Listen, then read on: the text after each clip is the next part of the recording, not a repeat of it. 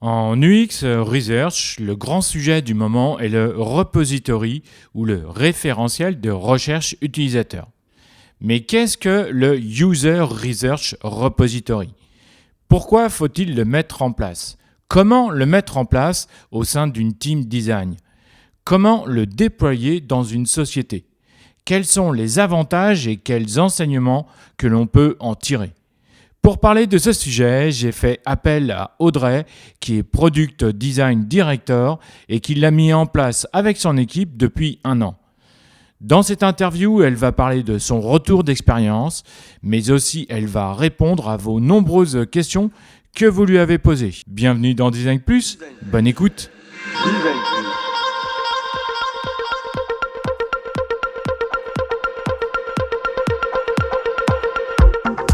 Je pense que le design doit rendre service au plus grand nombre et avoir des responsabilités écologiques et sociales. Je suis Laurent Galen, designer d'expérience depuis 15 ans.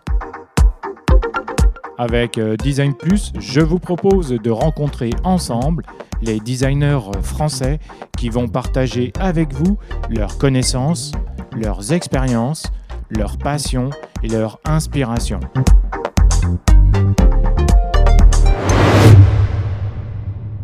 Bonjour Audrey, comment vas-tu? Bonjour Laurent, mais ça va très bien et toi? Eh bien, je te remercie, ça va très bien aussi. Alors, est-ce que, avant de commencer, cet épisode, est-ce que tu peux te présenter auprès du public, s'il te plaît? Eh ben, tout à fait, donc je suis Audrey Hack. Aujourd'hui, je suis Product Design Director chez Open Classrooms. Donc pour ceux qui connaissent pas Open Classrooms, c'est une école en ligne dont la mission est Make Education Accessible. Donc en fait, on propose des formations diplômantes avec des moyens de financement comme le CPF, l'alternance ou alors des programmes sociaux comme Pôle emploi. Et notre objectif, c'est de placer le plus de personnes possible sur le marché du travail, sur des métiers d'avenir comme le web, la data, le design.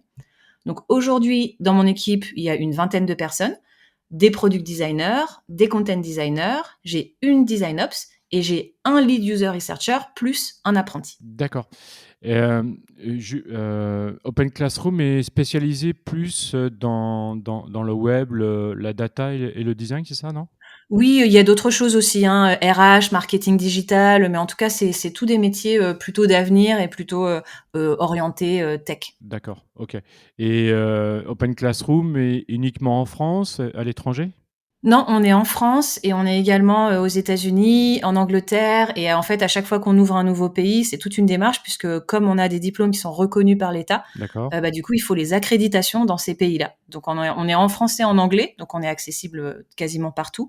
Par contre, nos diplômes reconnus, aujourd'hui, c'est France, États-Unis et UK. D'accord, ok, très bien.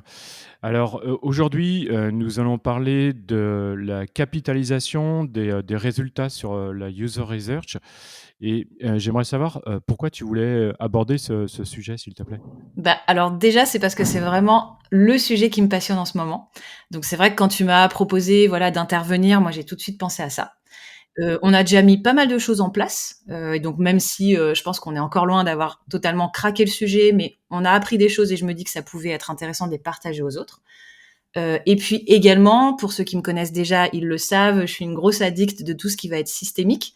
Donc voilà, j'avais développé il y a quelques années une expertise autour de l'atomic design et design system.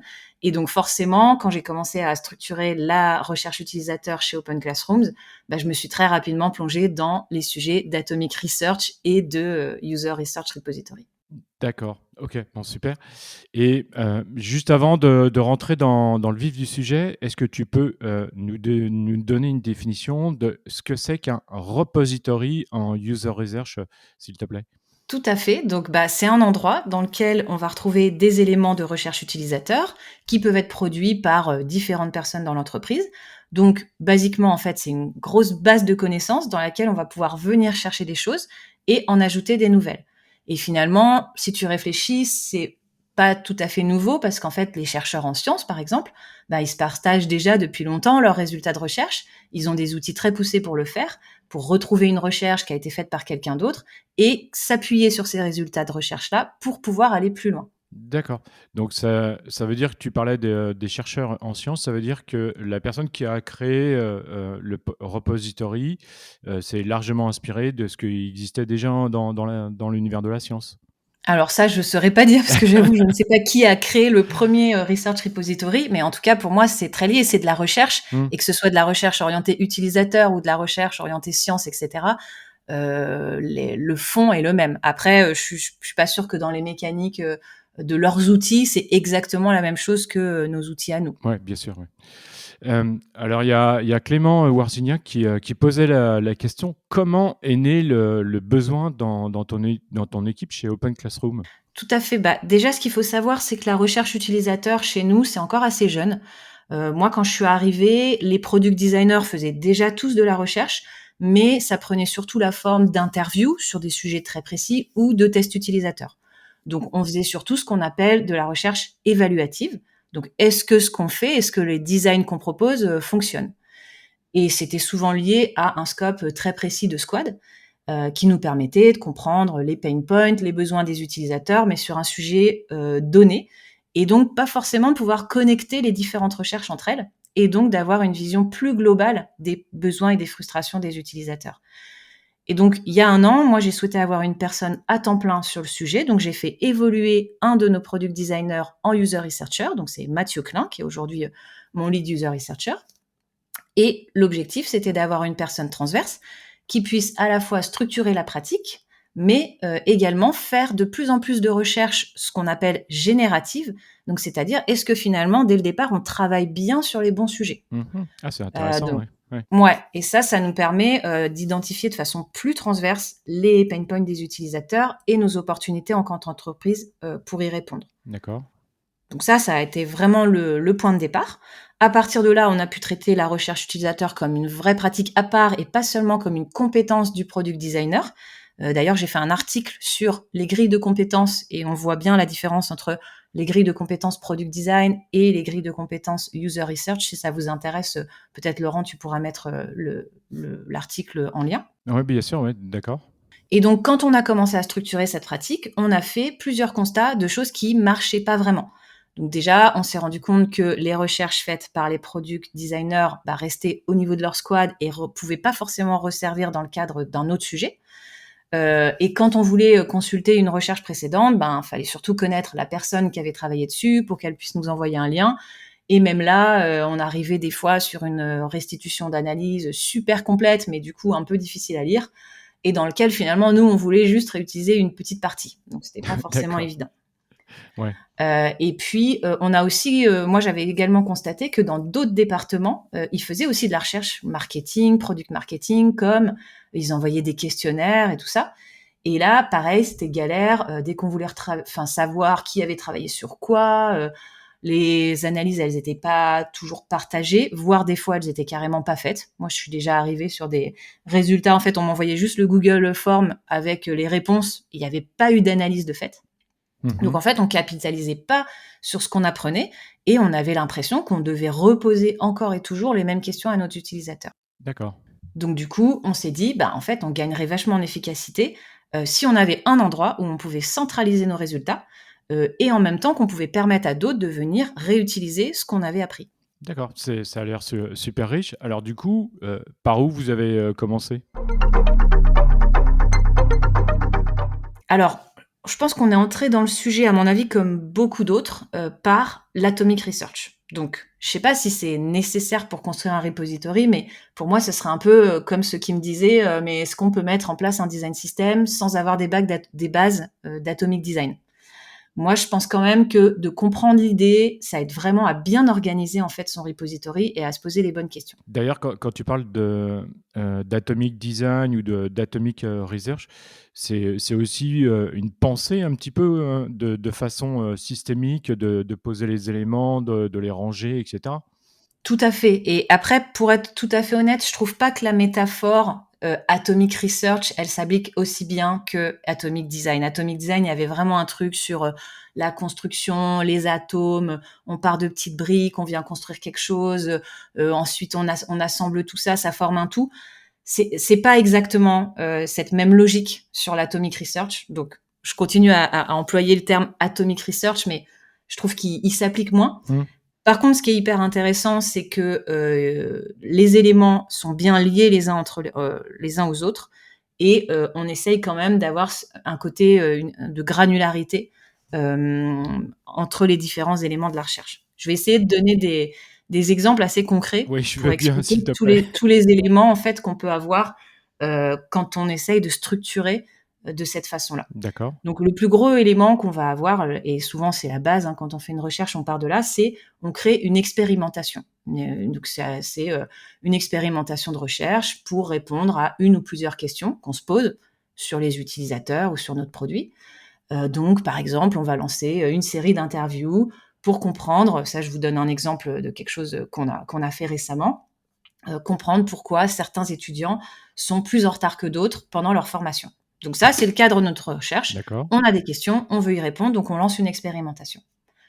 On va faire nos interviews, et ces interviews vont nous permettre de collecter de la donnée brute qu'on appelle des observations. Donc en anglais, si vous regardez des choses sur l'atomic research, vous verrez, ça s'appelle des facts.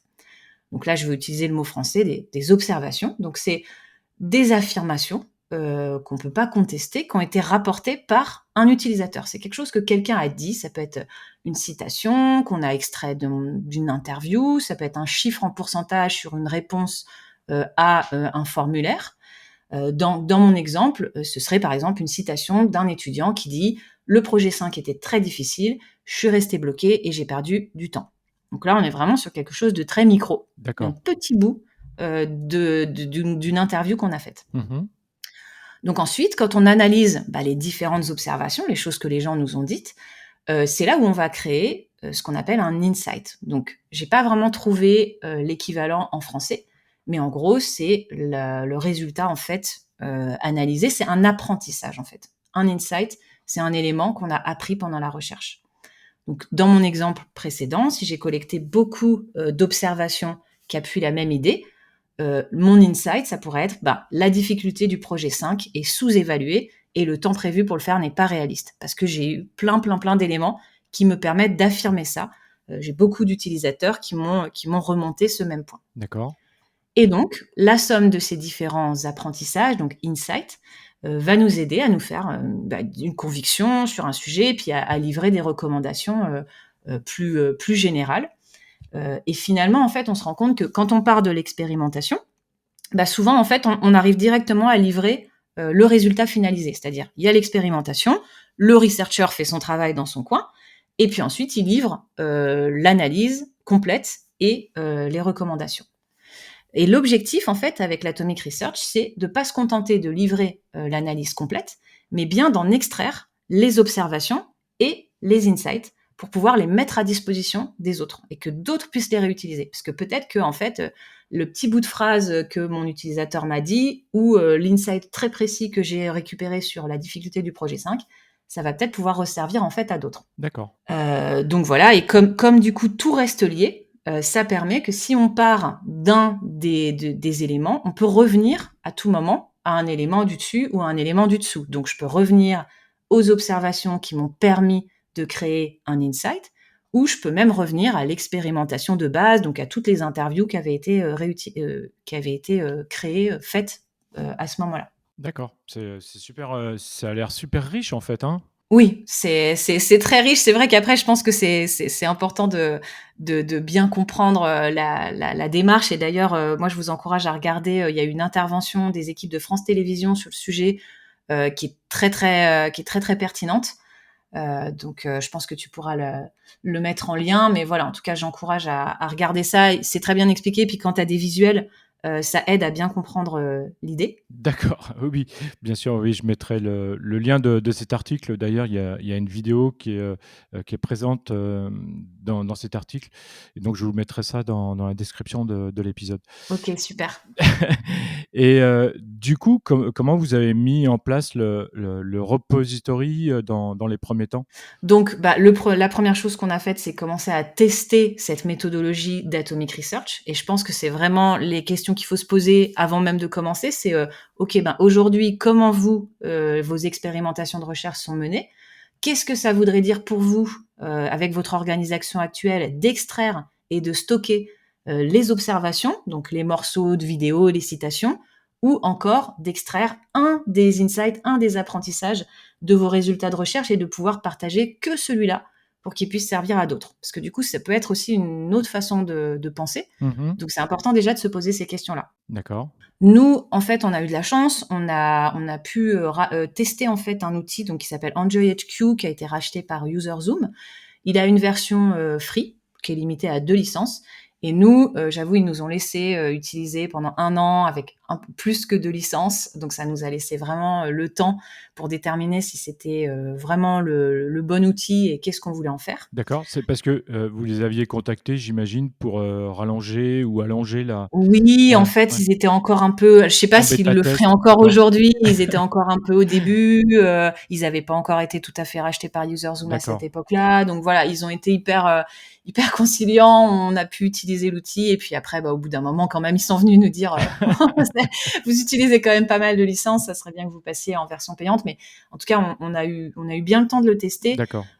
Après, je pense que je conseillerais pas de tout de suite acheter un outil et de mettre énormément de moyens pour tout de suite construire un gros repository. Je pense que ça se construit au fur et à mesure. Je sais qu'il y a des équipes qui commencent avec des trucs un peu plus fait maison, des Hmm. Airtable, des Notion. J'ai entendu aussi parler de l'outil Coda, donc justement utilisé par France Télévisions. D'accord. Donc je pense qu'il y a moyen de commencer petit avec des choses gratuites D'accord. pour tester et pour voir si c'est vraiment ça qu'on a envie de faire. Nous, de notre côté, on a choisi de continuer avec EnjoyHQ. Au final, on a fait un benchmark sur d'autres outils, mais ce qu'on aime en fait chez EnjoyHQ, c'est qu'il nous permet de faire des intégrations automatiques avec une grande quantité de sources de feedback. Donc, c'est-à-dire, on va pouvoir automatiquement venir ajouter des éléments qui vont venir, par exemple, du NPS, des commentaires sur l'App Store, de certains channels Slack, de tickets Zendesk qui viennent du support. Donc ça, c'est hyper riche. Ça veut dire qu'on peut tout de suite uploader de manière automatique une grande quantité de ce qu'on appelle les observations, donc les facts. Et il permet aussi de créer des scripts pour taguer automatiquement le contenu qui vient de ces sources automatiques. Donc ça nous fait gagner énormément de temps. Ouais, j'imagine. Ouais. Donc, Hmm. je pense que c'est pas l'outil le plus ergonomique du marché, peut-être, mais il a vraiment un bon potentiel d'automatisation et nous, c'est aussi ce qu'on recherchait pour pouvoir gagner du temps. D'accord. Pour rentrer un peu plus en détail sur Enjoy HQ, est-ce que, par exemple, quand tu dis qu'il y a des automatisations, c'est-à-dire qu'il va capter les éléments Non, et ensuite il y a une validation avant de les entrer dans l'outil? Pas du tout, non? non, c'est-à-dire que toi, tu choisis la source. Tu dis, par exemple, moi, en source, je veux prendre tous les feedbacks qui viennent du NPS. Donc, on a un NPS, par exemple, spécifique pour nos étudiants. Hmm. Et par contre, ensuite, ce que tu récupères là de ton NPS, tu peux dire si tu vois tel mot, mets-lui tel tag ou mets-lui telle propriété. Donc, D'accord. c'est-à-dire qu'il va quand même faire une première partie déjà où il va taguer automatiquement en fonction de script que tu lui auras donné. Donc, ça fait quand même déjà une bonne partie et ça permet d'avoir plus de quantité Hmm. que si tu dois juste mettre des interviews que tu as faites, où là, bon, ben, tu vas en mettre, mais tu n'auras pas la même quantité. Que là, si tu te dis que tu mets tous les commentaires de l'App Store et que tu les tags mobile, tu vois, Hmm. student, parce que l'application mobile, elle est que pour nos étudiants. Donc, tu vois, tu as déjà tout un tas de tags où tu vas pouvoir ensuite assez facilement rechercher dans ces commentaires-là pour voir ce qu'il en ressort. D'accord. Ok. D'accord. Voilà, et puis bah, écoute, donc, comme je disais, en tout cas, nous, ça nous a permis de pouvoir commencer à tester des choses pendant 1 an. Hmm. Et du coup, on a pu se poser les bonnes questions et travailler principalement sur 4 aspects majeurs dont on va parler ensemble là. Donc, ça va être bah, déjà la vision. Pourquoi on fait ça? Quel est notre objectif final? Ensuite, la taxonomie. On en a parlé un tout petit peu là, mais on va rentrer un peu plus dans le détail. Quelle est la meilleure façon de regrouper les contenus? Le type aussi d'insight. Donc ça, vous verrez, voilà, est-ce que tous les insights sont au même niveau? Est-ce qu'ils ont tous le même impact? Est-ce qu'ils ont tous le même niveau de confiance? Et puis aussi les process. Comment est-ce qu'on veut que ce repository soit alimenté? Comment on veut qu'il soit utilisé, maintenu, par qui, etc. D'accord. Et donc, on commence par le premier aspect qui est la vision. Ouais, c'est ça. Design Plus.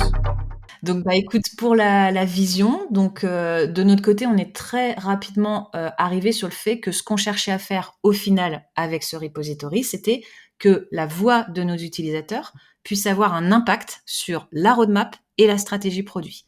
Donc en gros, que les résultats de ces différentes recherches puissent aider les équipes à prendre les bonnes décisions orientées utilisateurs pour le produit, mais aussi plus largement pour l'entreprise. D'accord.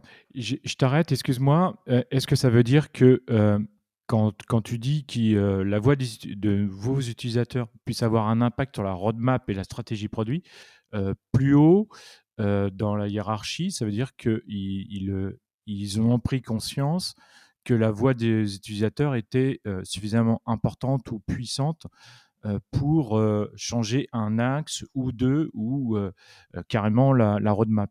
Oui, tout à fait, et c'est de plus en plus vrai. Après, ce qu'il faut savoir, c'est que c'est déjà dans l'ADN de l'entreprise depuis le début, parce que cette entreprise, elle a été créée par Mathieu Nebra quand il avait 13 ans, que lui, son objectif à cette époque-là, c'était de dire, comment je fais en sorte d'aider les gens à apprendre à coder.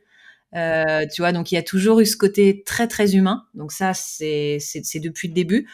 Par contre, là, on sent qu'on a, de plus en plus, de personnes qui se tournent vers nous, surtout depuis qu'on a commencé à mettre en place ce repository, où ils se disent: «Ah ouais, mais là, en fait, quand on arrive à agréger des éléments et à se faire des vraies convictions et du coup à pouvoir prendre des décisions sur ces convictions en se disant que, alors évidemment, on les met en parallèle de nos objectifs business, Bien sûr. mais on commence vraiment à avoir nos objectifs business, nos objectifs user qui ont le même poids, donc c'est hyper intéressant. D'accord, ok, merci.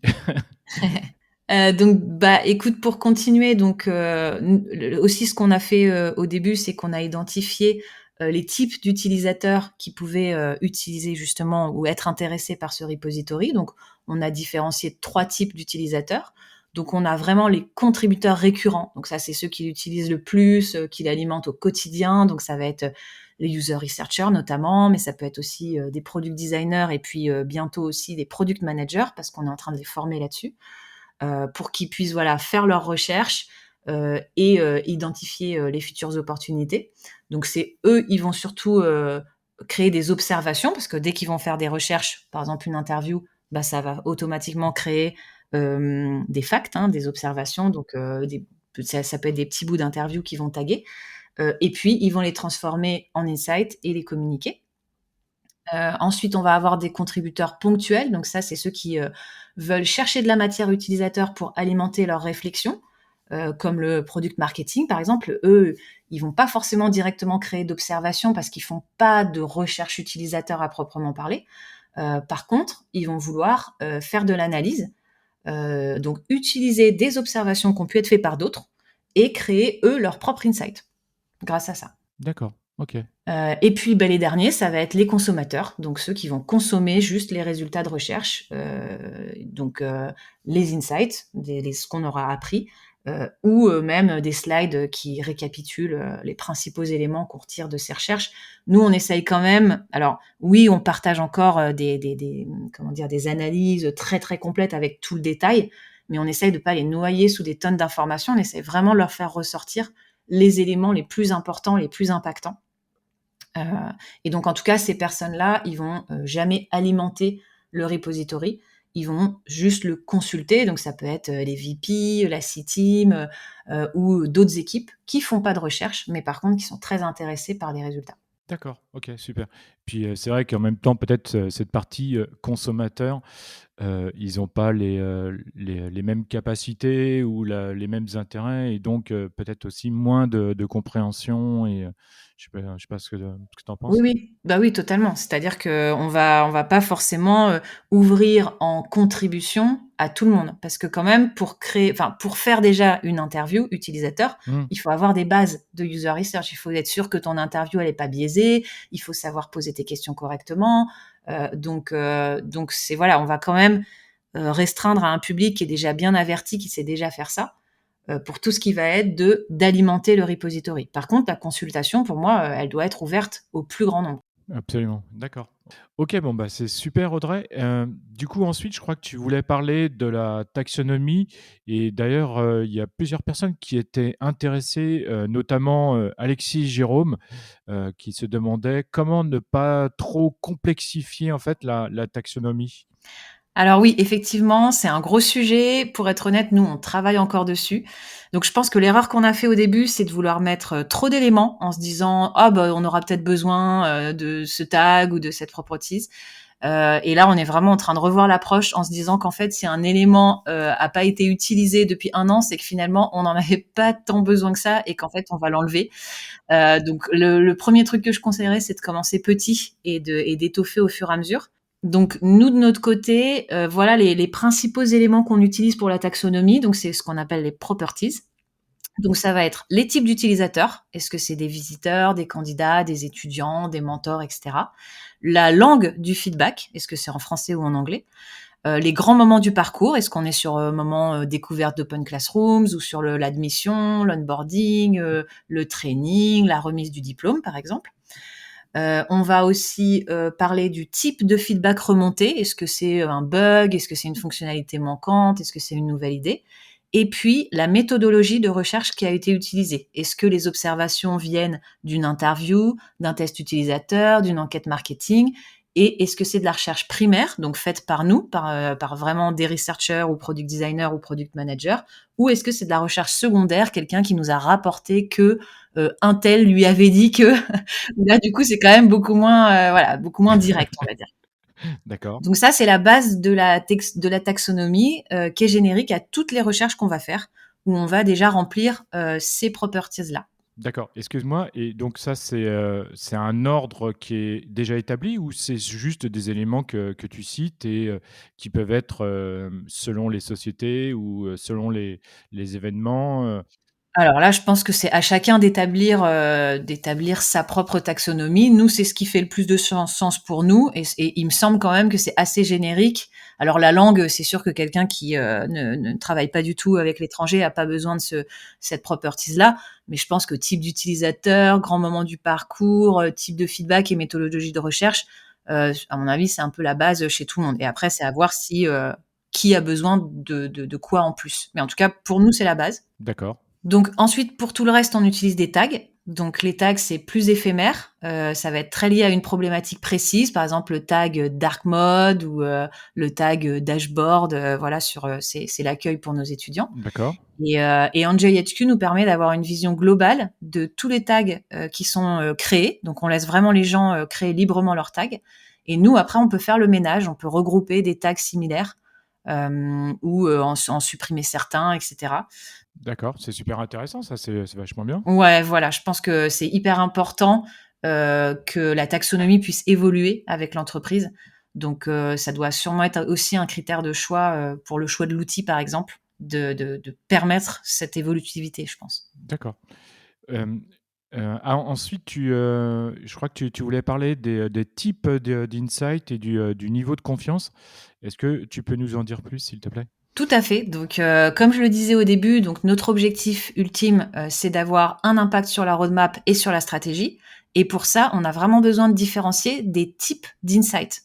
Qui ils vont toucher, à qui ils devraient être communiqués, quels impacts ils vont pouvoir avoir et à quel niveau. Mmh. Donc, on a créé 3 types d'insights. Donc, on a des insights de type squad. Donc ça, c'est spécifique au scope de la squad. C'est souvent créé par les product designers ou les PM. Ils ont une durée de vie limitée parce qu'en fait, ils peuvent être assez rapidement résolus si on sort une fonctionnalité en fait ou juste une update qui vient résoudre ce problème. Et ils seront principalement communiqués aux membres de la squad. Donc, un exemple d'insight de type squad, ça va être remplir tel champ du formulaire dans le parcours d'admission est long et fastidieux. D'accord. Voilà, c'est très très Mmh. précis. Ensuite, on va avoir des insights de type tribe ou département. Donc là, ils touchent plusieurs squads, voire plusieurs départements. Donc, ils sont communiqués plus largement parce qu'ils peuvent clairement resservir à d'autres. Par exemple, on en avait un, c'était le délai de remise des diplômes engendre une mauvaise expérience en fin de parcours, en fin de formation.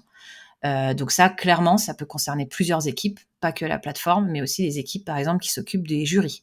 Mmh, mmh. Et enfin, le troisième niveau, c'est le type organisation. Donc là, ça peut concerner toute l'entreprise.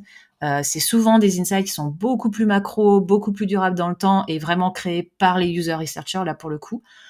Donc un exemple, ça va être les grandes entreprises ont un vrai besoin de monter en compétences rapides sur les métiers du digital. Donc on va être sur quelque chose qui est assez long terme, macro, et qui va rester vrai en fait pendant une grande durée de temps. Ouais, bien sûr, ouais. D'accord. Donc ça, c'est pour les types d'insights. Et ensuite, on croise ça aussi avec le niveau de confiance. Donc c'est-à-dire, pour nous, les personnes qui consultent ce repository et qui veulent utiliser des choses dedans, ils doivent pouvoir savoir en un coup d'œil la maturité de cet insight et à quel point on est confiant sur ce qu'on affirme.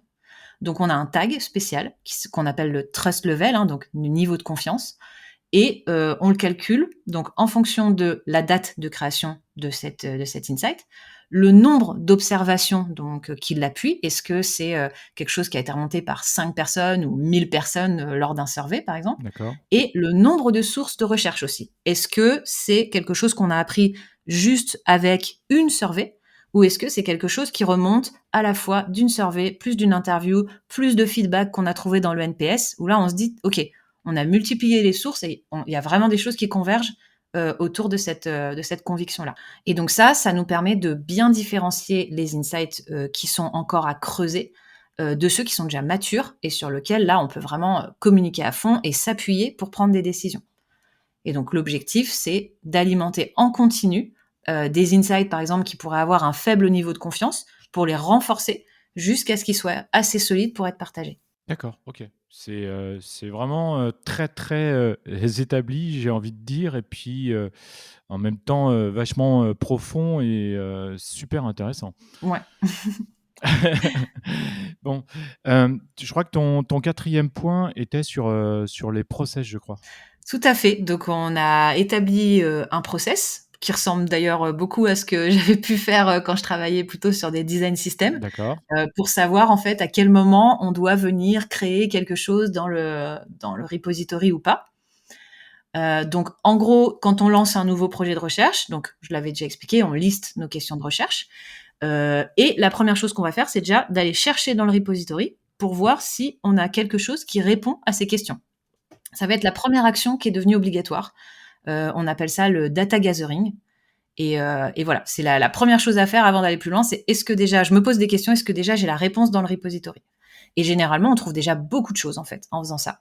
Parce que là, bah, en un an, on a déjà, je crois, plus de 22 000 documents bruts. Donc ça va être bah, toutes ces observations, hein, je vous en ai parlé, les éléments qui remontent du NPS, des citations, des interviews vidéo, etc.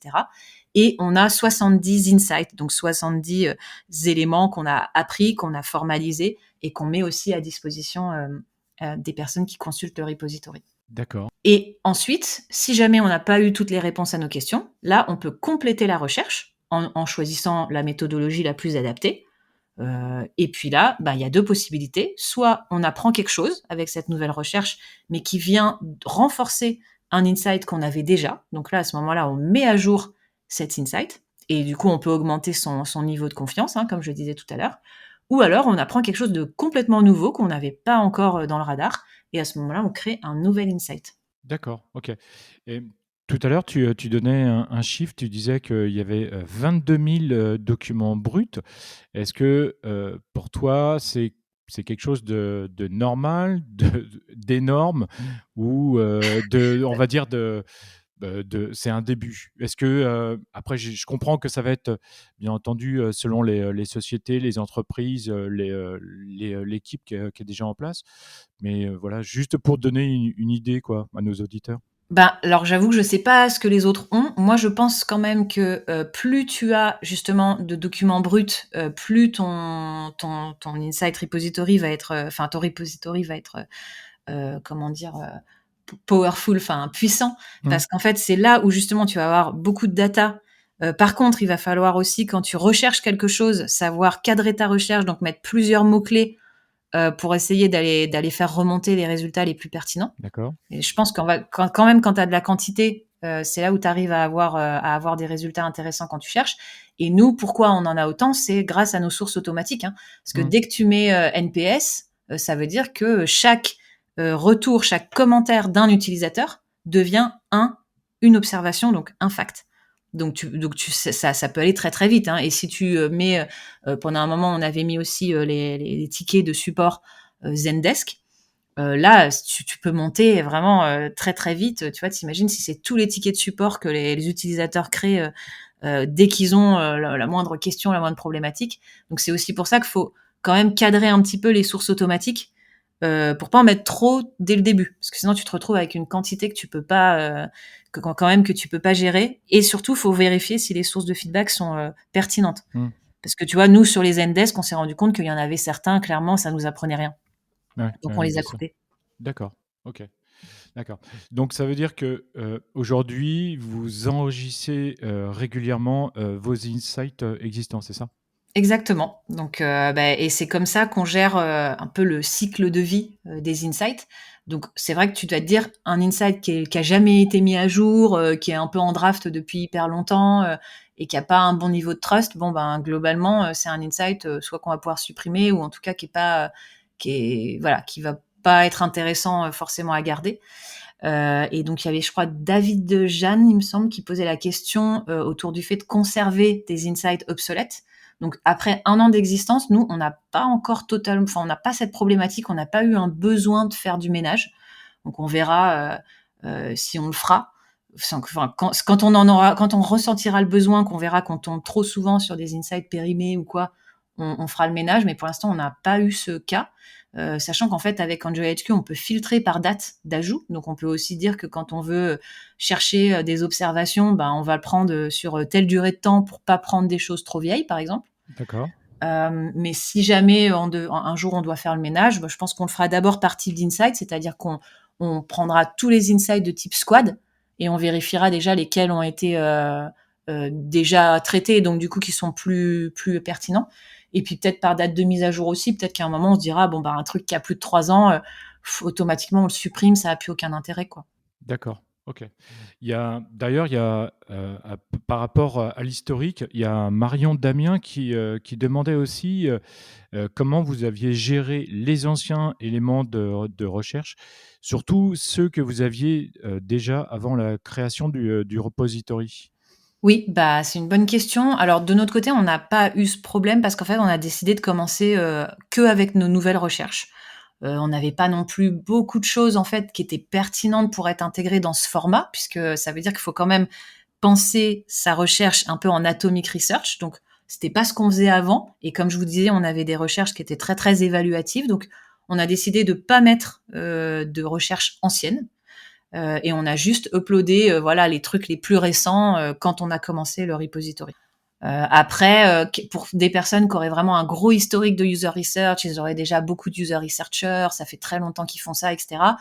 Moi, je conseillerais pas de vouloir mettre plein de choses trop anciennes, mais plutôt de prioriser, de se dire ok, bah on prend vraiment les éléments de recherche qu'on estime qui sont ultra pertinents, qui pourraient nous servir sur du long terme.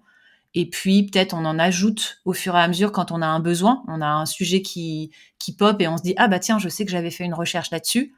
À ce moment-là, on l'upload dans le repository. D'accord, OK. C'est intéressant, ouais. D'accord. Et alors, quelle est la gouvernance autour du, repository? D'ailleurs, il y a Lisa Misiasek, Lauriane, Raolenina et Quentin Brière, Bordier, pardon, qui posaient la question justement. Oui, bah écoute, chez Open Classrooms, pour le moment, j'ai fait le choix d'avoir une gouvernance assez partagée. Ce qu'il faut savoir, c'est que l'équipe, comme je l'ai déjà dit, hein, l'équipe user research, elle est encore petite. Mmh. Donc, même si Mathieu Klein, le lead user researcher, et Rémi l'apprenti, c'est vraiment eux les référents, c'est eux les responsables du repository. Mais on a vraiment ouvert la contribution à, bah, comme je le disais, des product designers et maintenant tous les product managers. Pour moi, c'est hyper important qu'un maximum de personnes puissent être formées à la recherche et puissent contribuer. Et c'est vraiment ça qui fait la recherche du repository. D'accord, ouais, d'accord. Et je sais que Lisa, elle demandait s'il fallait forcément un référent user research. Moi, je pense que c'est ce qui fait le plus sens parce que c'est quand même eux qui vont évangéliser l'expertise. Après, pour moi, le top, ce serait d'avoir aussi une personne avec un profil plus ops qui puisse gérer justement le repository, parce qu'il y a quand même toutes des logiques de systématisation, import des sources, des règles automatiques de tagging dont je parlais. Mhm. C'est vraiment là que tu passes un peu au niveau supérieur.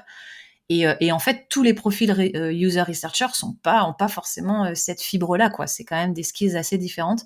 Donc j'avoue que moi, voilà, le top, ce serait d'avoir un research ops qui gère le repository et qui aide en fait les autres à contribuer de la meilleure façon possible. D'accord. Et tout à l'heure, on parlait du cas de France Télévisions. Est-ce que tu crois ou est-ce que tu penses que eux, ils l'ont mis avant en place, avant Open Classroom, c'est ça? Alors là, je sais pas. Je t'avoue que je sais plus de la vidéo. Je l'ai vue il y a pas si longtemps. Par contre, j'ai pas regardé de quand elle date. D'accord. Mais en tout cas, ouais, eux, ils ont tout fait sur Coda. Mhm. Et ils ont vraiment des bases Atomic Research. Enfin voilà, ils le font vraiment à fond dans cette mentalité-là. D'accord. Et en parlant de France Télévisions ou d'Open Classroom, est-ce qu'il existe, je ne sais pas, des groupes ou des Slack ou je ne sais pas, des sources d'informations, on va dire franco-françaises, sur les repositories? Alors là, franco-française, moi, j'en ai pas encore vu beaucoup. C'est aussi pour ça que je trouvais que c'était intéressant qu'on fasse le podcast. Mhm. Mais après, il y en a sûrement, c'est peut-être juste que je les ai loupés. Puis je regarde beaucoup plus les sources anglaises, moi, du coup. D'accord. Et après, en organisation, quand on a mis en place, il y en a, et notamment un lien qu'on pourra mettre en fin de podcast aussi sur le repository de WeWork.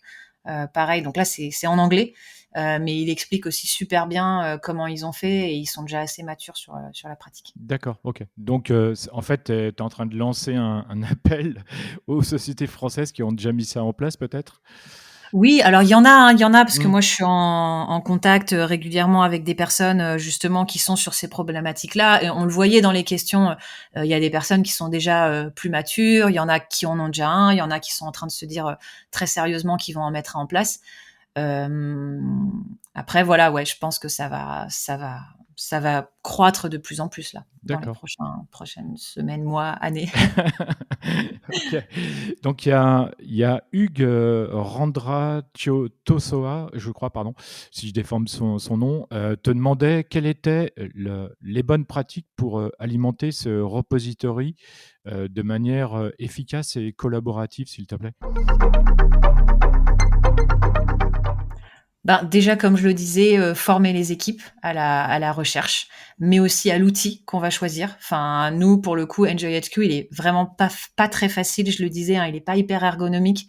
Donc, on a fait une grosse documentation Notion pour expliquer comment on sert de l'outil, mais aussi pour expliquer les concepts d'Atomic Research, les bonnes pratiques de tagage, etc. Et on sait qu'on a encore pas mal de choses qu'on va pouvoir documenter. Heu et ensuite, je pense qu'il faut que, du coup, les responsables de l'outil, ils aient du temps disponible, pour accompagner les équipes, surtout, quand, ils créent un insight pour la première fois.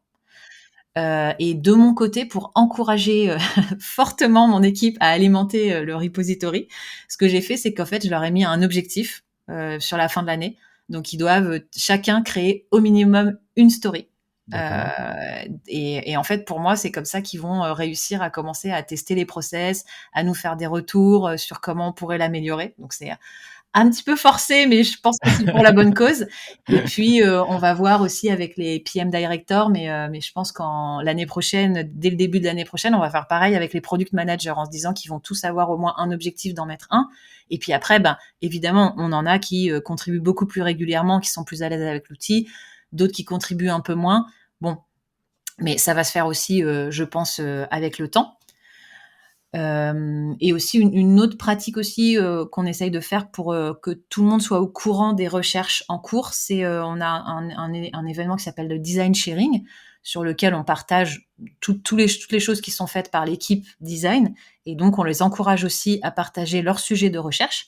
Et comme ça, quand d'autres trouvent des éléments dans JoyHQ qui peuvent venir recouper voilà, la recherche d'un autre, bah, du coup, ça peut leur permettre de le taguer ou de lui dire, bah, tiens, là, il y a un truc qui peut être intéressant pour toi. Et donc, de créer aussi cette collaboration autour des insights. D'accord. Euh, À l'instant, tu parlais de la documentation, de l'information. Est-ce que tu penses que dans la partie de Mathieu, comment il s'appelle? Excuse-moi, Mathieu Klein? Mathieu Klein, est-ce que c'est une part importante de son métier aujourd'hui d'avoir créé la documentation, d'informer les équipes? Ça fait. Oui, aujourd'hui, en fait, il est à 50-50. Ah oui, quand même. Donc, D'accord. je le mets, en fait, il y a des moments où il va être focus sur vraiment des gros sujets de user research. Et ensuite, tu vois, par exemple, on dit que pendant 2 mois, il va être focus sur les sujets d'user research. Et puis ensuite, 1 mois ou 2 semaines, 3 semaines, ça dépend des moments. Il va reprendre tout ce qui est ops, documentation, etc. D'accord, OK. Donc c'est quand même une part, importante en fait, hein? Bah oui, surtout là, voilà, j'ai envie de dire, on est quand même encore au début. Enfin, moi, il y a encore plein de choses que j'ai envie qu'on mette en place. Et si on veut que ça roule vraiment, voilà, il faut mettre aussi l'effort dessus. D'accord, OK. Donc je comprenais effectivement tout à l'heure quand tu parlais d'une personne plus, design ops pour contribuer à l'amélioration de l'outil quoi, en fait. Bah, research ops, ouais. C'est tout un autre sujet. Est-ce que voilà, est-ce qu'un research ops et un design ops doivent être 2 personnes différentes ou la même personne? C'est un autre podcast, ça. Il y a Quentin, Brière-Bordieu qui se demandait justement, comment convaincre les autres parties prenantes, de l'organisation et donc d'utiliser le repository? Bah, nous, c'est vraiment, la communication pour le coup qui est décisive là-dessus, et encore une fois, c'est comme pour les design systems, hein. Il faut rabâcher, rabâcher, rabâcher. Donc il y a déjà une première phase d'évangélisation. Donc là, moi, je suis en train régulièrement de présenter aux autres équipes, et assez largement la vision pour la recherche utilisateur, notre repository, ce qu'il permet de faire, ce qu'on voudra faire dans le futur avec. Et ensuite, c'est de la communication au quotidien. Donc, on envoie régulièrement des liens vers le repository avec les derniers insights qui ont été publiés pour que les gens voient qu'ils peuvent trouver du contenu de valeur dessus. Et on monitore aussi le nombre d'insights justement qui sont lus, le nombre de commentaires laissés par les uns et les autres. Comme ça, on essaye de voir voilà lesquels servent vraiment, lesquels intéressent en tout cas le plus. Et puis plus on en parle autour de nous, plus on sent que il commence à y avoir des vraies attentes, hein, comme je le disais tout à l'heure, dans l'entreprise, autour de voilà de réussir à se faire des convictions sur les besoins, les frustrations des utilisateurs.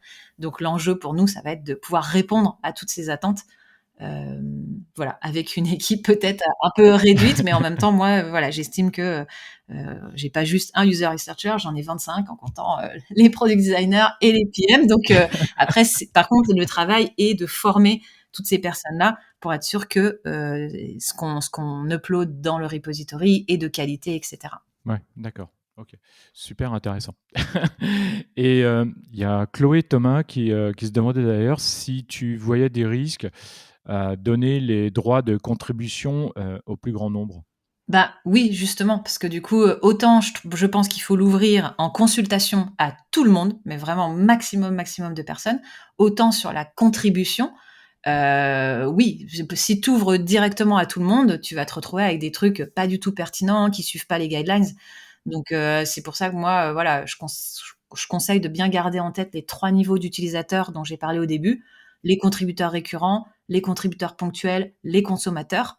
Et voilà, en se disant, consommateurs, ils mettront jamais rien dans le repository. C'est vraiment surtout les contributeurs récurrents, c'est eux qui doivent être le plus formés. Et voilà, s'il y a des contributeurs ponctuels, par exemple, qui veulent ajouter des choses, là, il faut absolument qu'il y ait une review du user researcher, qui puisse vérifier que ce qui a été mis, que ça correspond à nos formats, quoi. D'accord, OK. Et donc, à mon avis, il faut ajouter des contributeurs progressivement. Il faut commencer pareil, petit, avec peu de personnes, et puis au fur et à mesure ouvrir. OK, bon, c'est super complet tout ça, c'est vraiment très intéressant. Il y a Katia Cadet qui te posait cette question intéressante. Avec le recul, qu'est-ce que tu ferais, différemment aujourd'hui? Ouais, bah, effectivement, bonne question parce que je pense qu'il y a plusieurs choses que je ferais différemment, et j'en ai déjà, un petit peu parlé tout au long, mais voilà, il y avait déjà l'erreur au début de vouloir intégrer, trop de sources automatiques. J'en ai parlé, hein, les tickets Mmh mh. Zendesk où du coup on s'est retrouvé avec vraiment trop d'observations, donc de facts qui nous servaient à rien, ils étaient trop bruts pour être utilisés, ou alors ils nous apprenaient pas grand-chose. Donc le premier conseil, c'est commencer petit, mais je crois que c'est le conseil pour tout en fait, hein. Commencer petit avec voilà, juste la recherche que vous produisez, puis peut-être une ou deux intégrations automatiques. Idem pour les propriétés dont je parlais tout à l'heure, qui servent à catégoriser les observations ou les insights. Donc ça, on en avait créé beaucoup dès le début en se disant ouais, mais bon, ça quand même, ça pourra servir. Non, si c'est ça pourra servir, on le met pas. C'est juste, on est sûr 100% qu'on va l'utiliser. Sinon, pour moi, on le met pas tout de suite. Et par contre, on l'ajoute quand on se dit ah bah tiens, ça pourrait être intéressant. Parce que si tout de suite on met 10 ou 15 éléments de taxonomie, enfin nous, c'est ce qu'on s'est rendu compte. On en a mis plusieurs et il y en a qui sont jamais utilisés. Et en fait, ça pollue juste quand les gens font une recherche par properties, c'est juste que ça les pollue parce qu'ils voient ce truc-là, ils savent même pas trop à quoi c'est lié et ils l'utilisent pas. Donc ça leur fait juste des éléments en plus dans leur moteur de recherche qui leur servent pas. Mhm. Voilà. Et puis après, pour continuer sur les sources récurrentes de feedback, hein, j'en ai déjà un petit peu parlé, mais là, on est en train de faire un exercice que j'aurais aimé qu'on fasse plus tôt. C'est qu'on est en train de mapper tout ce qui existe dans l'entreprise en les associant soit à un type d'utilisateur, soit à un moment de notre journée. D'accord. Donc ça permet vraiment de lister tous les éléments existants sur lesquels on demande à notre utilisateur du feedback. Donc ça peut être un chatbot sur les pages découvertes, un questionnaire de satisfaction après une session de mentorat, un call avec le customer success. C'est vraiment d'essayer de voir, OK, quels sont tous les moments auxquels on récupère de l'information de nos utilisateurs, qui crée ces sources de feedback-là. Est-ce que c'est les équipes marketing, les équipes learnings, les sales? Et donc comme ça, on peut déterminer lesquels devraient être régulièrement analysés et par qui. Parce qu'aujourd'hui, c'est un peu le bazar. D'accord. Est-ce que ça, justement, serait peut-être préférable de le faire au tout début, avant le, Oui, moi je pense. avant le, le repository? Moi, je pense que ce serait, enfin, si je devais refaire, ça, je le ferais dès le début. Ouais. Après, c'est pas toujours facile parce que tant que t'as pas créé le repository, c'est difficile de parler de la vision et donc d'aller vers les autres équipes en disant ouais, mais alors en fait, on va faire ça et du coup, ça nous permettra de faire ça. Mm. Mais pour ça, on a besoin de savoir vous quelles sont vos sources de feedback. Que là, c'est vrai qu'en ayant quand même déjà un début, enfin Un voilà, outil, ouais. un Ouais. repository, un outil que je peux leur présenter, je peux leur montrer comment il marche, je peux leur montrer directement, leur faire des démos, leur montrer la valeur. Et là, ils se disent ah ouais, effectivement, ah ouais. Et du coup, si on intégrait ça, etc. Donc, mais je pense quand même que de faire un premier mapping au début, c'est bien. D'accord. Mais à mon avis, c'est quelque chose sur lequel tu vas quand même continuer à travailler au fur et à mesure que ton repository prendra en maturité. D'accord. Ok. Audrey, alors aujourd'hui, c'est quoi ta vision maintenant pour la suite? Bah, il y a déjà pas mal de choses que j'aimerais qu'on améliore. Après, moi, je suis ultra exigeante, donc je vois où on est et je me dis que c'est déjà super, mais j'ai envie qu'on aille encore plus loin. D'accord. Donc je pense que dans les choses à améliorer, il y aura comment on classe encore mieux nos insights pour que ce soit plus facile pour quelqu'un qui est pas researcher ou designer d'aller naviguer dans le repository et de trouver facilement l'information qu'il cherche grâce à des mots-clés ou voilà, grâce à des catégories en fait qu'on va créer. Il y a toujours aussi ce sujet de formation des équipes pour qu'ils soient le plus efficaces possible, qui respectent nos templates, nos bonnes pratiques. C'est vrai il y avait Goulven, je me souviens, qui demandait si on avait un formalisme pour nos insights. Donc oui, clairement. Alors on n'a pas de prestataires externes qui interviennent. Lui, il demandait ça par rapport à des prestats, mais même juste en interne, on a des templates, on a des guidelines, et en fait, évidemment, on veut que tous nos insights soient faits sur le même modèle, donc avec le niveau de trust, le titre doit être formalisé d'une certaine façon, il doit y avoir un visuel, enfin voilà, on a plein de choses Mm. pour qu'ils soient tous sur le même format. D'accord. Et ensuite, si je me projette dans quelques années pour vraiment parler plus vision, moi, ce que je souhaite, c'est avoir des contributeurs de plus en plus d'équipes différentes qui travaillent vraiment avec les researchers, avec les product designers pour alimenter le repository. Donc, de former finalement de plus en plus de personnes et d'avoir de plus en plus de contributions en dehors en fait de nos équipes. Et voilà, pour qu'on puisse vraiment se construire des vraies convictions communes autour de c'est quoi les major pain points, donc vraiment les principaux les principales frustrations ou les principaux besoins de nos utilisateurs à chaque moment de leur expérience avec nous. D'accord, OK. Et une question pour terminer, j'aimerais savoir un petit peu, qu'est-ce que, ton équipe, design aujourd'hui? Qu'est-ce qu'ils pensent aujourd'hui du repository au sens large, comme, au sens, technique? Bah, écoute, pour l'instant, j'ai que des très bons retours. Après, j'espère que si s'ils pensaient autre chose, je pense qu'ils me le diraient. On est dans une culture assez transparente et ouverte. Non, à chaque fois que je présente, la vision, je sens qu'il y a de plus en plus de personnes qui adhèrent à cette vision et forcément, enfin, quand tu parles à une équipe design de, on va centraliser, toute notre matière, utilisateur pour être encore plus pertinent et pour avoir un impact sur la roadmap, bah, j'ai envie de dire pour eux, c'est le cœur de ce qu'ils font. C'est donner du sens, en fait, à ce qu'ils font au quotidien.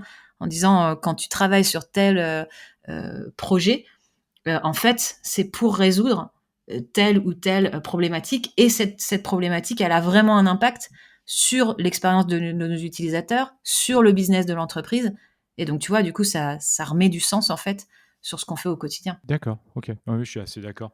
Et plus largement, au niveau de l'entreprise ou de ta hiérarchie, qu'est-ce qu'ils pensent aujourd'hui de la création, un an après, de ce repository? Bah, du coup, voilà, nous, on a attendu aussi d'être assez mature pour communiquer. Donc là, je suis justement vraiment en train de communiquer à fond sur tout ce qu'on a commencé à mettre en place et sur la vision. Donc voilà, en fait, je suis en train, en fait, d'embarquer tout le monde et encore une fois, dès que je le présente, en fait, à d'autres équipes, j'ai des bons retours et j'ai surtout des personnes qui disent, «Mais nous et comment nous, on peut faire pour contribuer à ça, en fait?» Ah super! Bah, je parle notamment, tu vois, des équipes, support, ceux qui, sont au téléphone régulièrement avec nos étudiants et qui ont du coup, beaucoup les étudiants en direct et donc beaucoup aussi d'informations, Mmh. et de feedback utilisateur régulier. Bah, eux aussi, ils ont envie de se dire: «Ah beh, oui, mais moi j'entends des choses tous les jours et j'ai envie que ça puisse apparaître et j'ai envie que quelque part on puisse le remonter». Donc moi, mon objectif maintenant, ça va être de travailler avec ces équipes-là pour dire: «OK, bah, quelle va être la meilleure façon de faire remonter ces informations dans notre repository et ensuite de les traiter. Qui va les traiter, comment, et cetera. Donc ça, c'est vraiment mes prochaines étapes, D'accord, de l'ouvrir, je pense que, côté, product design, user research, ça, il y a aucun souci. Côté product management, on est en train de les embarquer, mais globalement, ils sont très, très motivés. Donc maintenant, l'étape d'après, c'est, les autres équipes, et voilà, continuer à élargir la portée, en fait, de ce repository. d'accord. OK. Et est-ce que, toutes les équipes sont centralisées, uniquement en France ou il y a des équipes, Open Classroom, à l'étranger aussi? Il y a des équipes aussi à l'étranger, mais plus réduites quand même. Donc D'accord. Et là, pour l'instant, on est plus, on va plus faire sur la France. Après, on a déjà fait des recherches utilisateurs, vraiment, pour, les UK et les US, très particulières pour savoir, quelle était la perception de l'apprentissage là-bas, parce que c'est assez différent d'en France. Donc on a des éléments de recherche dans notre repository qui peuvent alimenter, les équipes qui sont là-bas. Mais aujourd'hui, par exemple, tous les équipes design, produits et cetera sont en France. d'accord, OK, d'accord. Donc dans le premier temps, ça reste, on va dire uniquement en France et plus tard, dans quelques années, ça sera ouvert sur l'étranger. Oui, en fait, il y a déjà, hein, des fois, on Mmh fait des mh. interviews avec des utilisateurs, qui sont d'autres pays. Donc il y a déjà des contenus qui peuvent intéresser d'autres pays dans le repository, et on peut les communiquer. Simplement, comme on est moins mature comment dire? Sur ces pays-là, Mmh. bah, forcément, on va avoir moins d'éléments de recherche, et ça va être des éléments de recherche beaucoup plus macro, beaucoup plus haut niveau, les éléments plutôt que j'appelais de type organisation. Ouais, d'accord. Parce que justement, on est en train de structurer les offres là-bas, on a besoin de recherches très, très larges là. D'accord, OK. Bon, bah, super. Eh bien, bah, merci beaucoup, Audrey. C'était vraiment, très enrichissant et très riche et j'ai appris, beaucoup de choses. C'était, vraiment très intéressant. J'espère que les auditeurs et auditrices seront très contents, je pense, de cette interview. Et qu'est-ce que tu en as pensé? Oui, bah, écoute, je pense que c'est intéressant et puis voilà, comme ça ouvre un peu, le sujet, j'espère que, bah, ceux déjà qui avaient posé des questions, j'espère qu'ils ont trouvé leurs réponses dans tout ce qu'on s'est dit là et puis, bah, qu'ils hésitent pas à remettre d'autres commentaires ou d'autres questions s'ils ont besoin de précision ou s'il y a des choses, qui sont pas encore, totalement, claires ou limpides pour eux. Voilà, tout à fait. Et puis, je pense qu'ils peuvent te contacter sur LinkedIn et que tu auras plaisir à leur répondre si, dans le temps nécessaire, quoi, en fait. Oui, alors après je promets pas des réponses, à tout le monde parce que globalement, j'ai beaucoup de sollicitations sur LinkedIn, mais voilà, en tout cas, si je peux et si je peux répondre, rapidement, je le ferai bien sûr. Merci beaucoup à Audrey qui est venue partager son retour d'expérience avec vous sur le User Research Repository. C'était une interview très riche dans laquelle j'ai personnellement appris beaucoup. J'espère que vous aussi. Je voudrais remercier toutes les personnes qui ont participé en posant leurs questions dans LinkedIn. C'était vraiment super sympa de votre part et j'espère pouvoir renouveler l'opération avec d'autres invités dans Design Plus. Merci à tous d'avoir écouté cet épisode. N'oubliez pas de le partager autour de vous dans LinkedIn, Instagram, Twitter, Facebook et ailleurs. Je vous invite aussi à noter le podcast sur votre plateforme d'écoute et d'écrire un commentaire sympa. Et pour ne pas rater les prochains épisodes inédits, pensez à vous abonner. À bientôt sur Design Plus. Salut!